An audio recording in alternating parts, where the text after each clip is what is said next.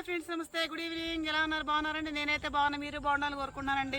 మన నాటు టమాటాలు చూపిద్దామని చెప్పి గార్డెన్లోకి వచ్చామండి. ఇదిగోండి ఎదురు తొట్లు వేసాం కదండి, కాయలు ఎలా కాసింది చూడండి.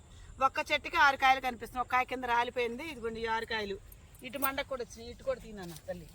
ఇదిగోండి అయ్యా, ఇదిగోండి ఈ విధంగా చక్కగా దీనికి 3 కాయలు కాసి ఒక కాయ రాలిపోయిందండి. ఈ చెట్టు చూడండి, ఇక్కడ గుత్తులు ఎలా పడ్డాయి చూడండి కాయలు. ఇదిగోండి చూసారా, ఇదిగో దీనికి 3 కాయలు పడ్డాయండి, ఇంకో దీనికి 3 పిందెలు పడ్డాయండి. ఈ ఎదరు చెట్టుకు కూడా ఉన్నాయండి ఇగోండి కాయలు. చూసారు, నాటు టమాటాలు 50 రూపాయలు పెట్టి మొక్కలు తీసుకుంటే మేము 5-6 కూరలకు వచ్చినాయండి. చక్కగా కాయలు కూడా గమ్మున పిల్లలకి ఏ ఫైటేషన్ చేయాలన్నా, కొంచెం టమాటా చట్నీ చేసుకోవాలన్నా, దేనికైనా చక్కగా వీలుగా మంచిగా ఉంటుందండి. చెట్టు దగ్గరలో వేసుకుంటే ఇగోండి నేను కోస్తున్నాను చూడండి. కాయలు ఎన్ని కాయలు దొరుకుతాయి మొత్తం. ఇదిగోండి చక్క కాయలు కోసేస్తాను. ఇంకో 6 కాయలు దొరికినాయండి. ఇవి వీటితో పాటు ఈ చెట్టుకి కూడా కోసేద్దామండి. ఈ పక్కనే కూడా ఇదిగోండి ఇవి కూడా కోసేద్దాం చక్కగా అండి. ఒక 1/2 కేజీ కాయలు దగ్గర 30 కేజీ దొరుకుతాయండి కాయలు ఈ పూట మనకి.